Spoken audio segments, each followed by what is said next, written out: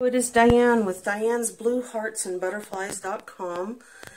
I am here to show some watercoloring technique cards that we did for our March class. And this is using the Dragonfly Garden bundle. It comes with a stamp set and a punch. And it makes these really pretty cards. For these, basically you're applying ink to a clear block and misting it and stamping it. But I did want to share a tip because as I was doing this class, one of my markers had was kind of low on ink and it wasn't really putting ink on the block. So I wanted to share with you something about the Stampin' Up! Stampin' Right markers and the re-inkers, that they aren't just for refilling the ink pads. You also use these to refill the barrel of your Stampin' Right markers. It's the same ink. It's a dye-based ink that is water soluble, and you put it in the end where the painter or marker end is, and then you let it sit and it soaks into the barrel, and you'll be able to have that continue to have life. So just thought I wanted to share that with you. Also, some other tips when it comes to watercoloring. There are two different blacks that Stampin' Up! Sells. The Memento Tuxedo Black, which is best used with the alcohol markers. Also, it can be used with regular stamping, as long as you're not going to be applying water to it. If you apply water to this, it will run. If you're going to be stamping an image and then doing watercoloring over it, and you're going to be using black, you'll actually need to use the StazOn Jet Black ink. It's a solvent ink. It's more permanent. It doesn't run with the water. Also, this is the ink that you would need to use if you wanted to stamp on vellum or on the window sheets, because it actually dries and doesn't sit on the surface. The Tuxedo Black Memento ink, it would actually, it's a dye-based ink, like I said, and it sits on the surface of those non-porous surfaces because it doesn't sink in like it does on the regular cardstock. So that's just some tips that I wanted to share with you on doing this. And let's get started with sharing.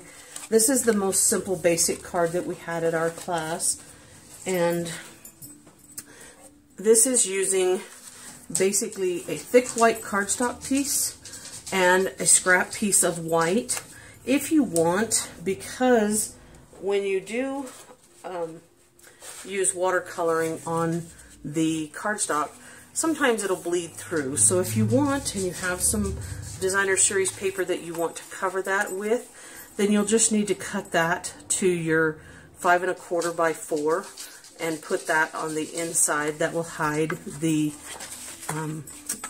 stuff that bleeds through. So that one is that piece. This is a normal card base that is 5 1/2 by 8 1/2, and you score that at 4 1/4. And then I just have a scrap piece of white cardstock that I'm going to stamp and punch out the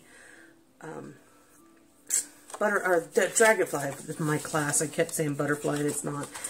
And so I just gonna share that.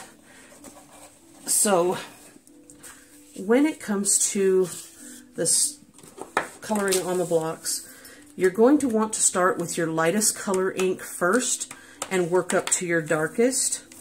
It doesn't have to be in any kind of pattern. You could do it, just in shades down the block and just have it be a graduated color.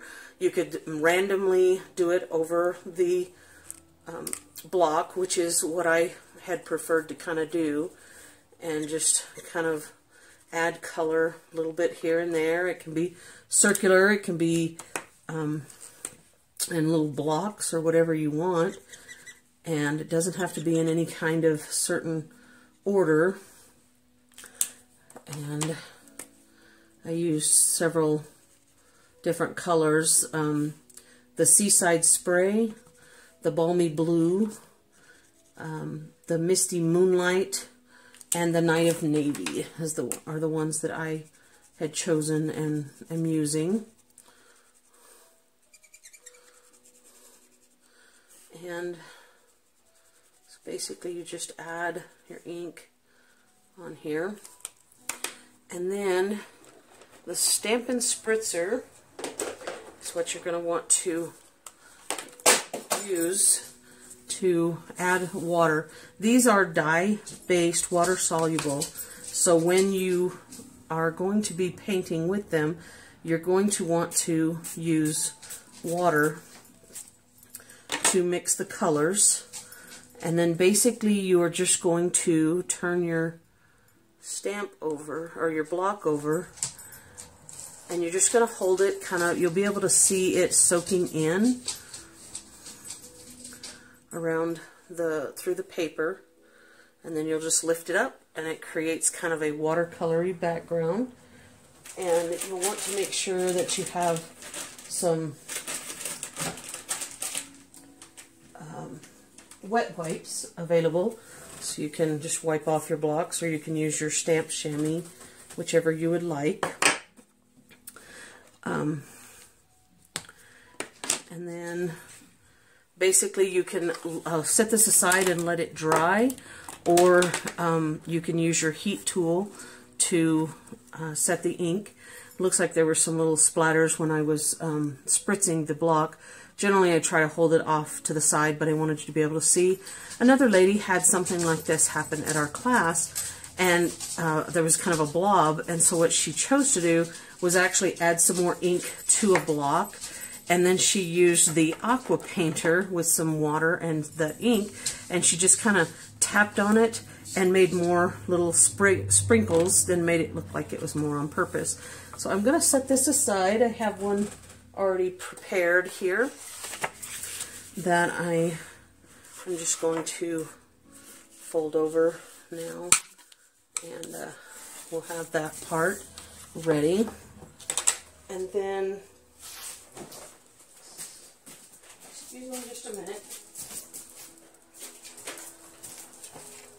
forgot to bring over my trusty Post-it note, because I was using the little scraps that I have left on the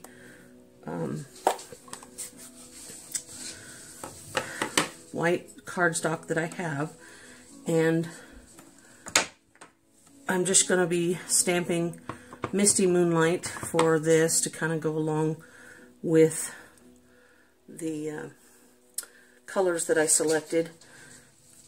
And because this piece of cardstock is such a small piece, in order to put it in the punch, if I just put it in here like this, I wouldn't be able to hold it.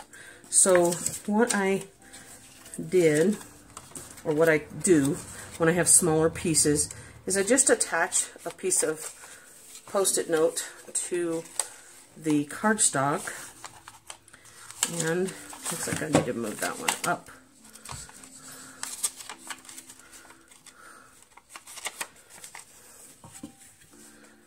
And be able to get that in there and line it up, and then I can just punch that out and set that aside.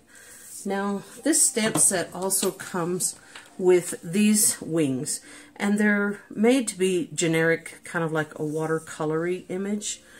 On this one, I'm going to stamp it in the Misty Moonlight, but I'm going to stamp off so that it'll be a little bit lighter shade. I could use a different blue, a balmy blue, or Seaside Spray. And then you just take and do the other side, and it's supposed to be just a generic kind of a background. They don't really line up. So there. And what I'm going to do to give more of a watercolor image on this is actually using the Wink of Stella pen, glitter pen. I'm going to use it kind of like the aqua painter. I have too much there. And while I'm adding the Wink of Stella glitter, it also kind of runs the colors together a little bit and watercolors it so that you get kind of your watercolory look, but it's using another source of transfer liquid. And so then I set this off to the side and let it dry, or I could bring over my heat tool and dry this, which I may do because I wanted to go ahead and put this card together, and I forgot to do this part.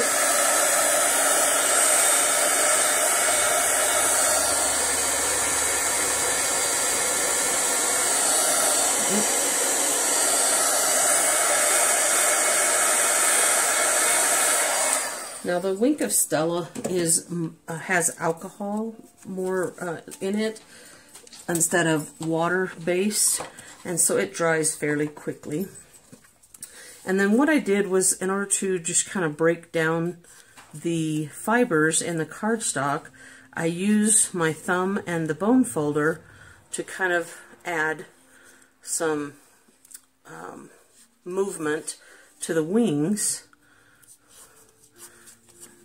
by going over it a couple of times. And then I also took my thumbnail and I kind of bent it up a little bit so that it would be a little bit raised,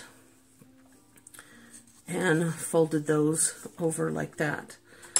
And then this is where you get to use some of your remnant pieces along the side of your Stampin' Dimensionals. And I just cut kind of a strip. You could also use the adhesive foam strips. I just had these handy. And I applied it to the back where the body is, because I wanted to pop this up onto the card front. Now the other thing that we are going to do is a little more stamping. In this Dragonfly set, it has a very pretty daisy kind of wildflower stems. And since this is dry, I don't have to worry about the black running. So I'm going to go ahead and use the Memento Tuxedo Black to stamp this. And since this is such a large stamp and I want to make sure that I get good ink coverage, I'm actually going to apply the ink to the stamp. And then I'm going to line this up with my watercolor background and stamp that over it. If you wanted to stamp an image and be able to watercolor in it, you could also, instead of just using the StazOn, you could emboss it in a black embossing powder, and it would stand out and stand up really well. Now this stamp set has several very good sayings in it, and the one that I chose to use on these cards is "You're an inspiration." That way it's just very generic, and I could send this out as a word of encouragement to anyone. And I just put that kind of along the bottom. And then to decorate up the envelope a little bit, there is also this really cute group of dragonflies. And so I'm going to stamp those in the Misty Moonlight as well on the back flap of the envelope. just kind of randomly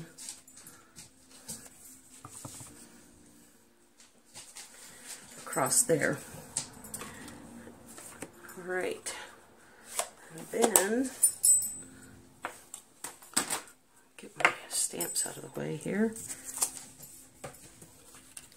Bring this back in. I'm gonna use that bone folder again.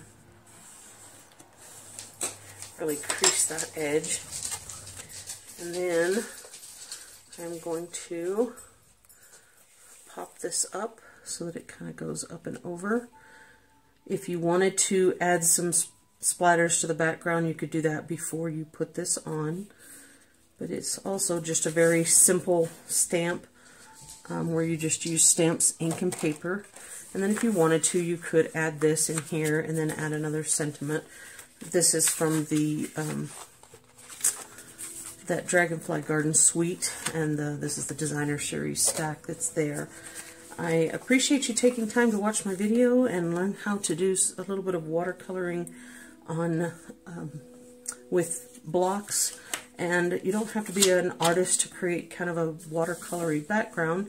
Just kind of need to know the techniques. And there are so many wonderful demonstrators on YouTube that I was able to watch and learn these from. So I hope that you will check out my blog at dianesblueheartsandbutterflies.com and be able to get all of the measurements and instructions over there. And then I hope that you'll come back and check out some more of the videos that I have on my YouTube channel. Thank you.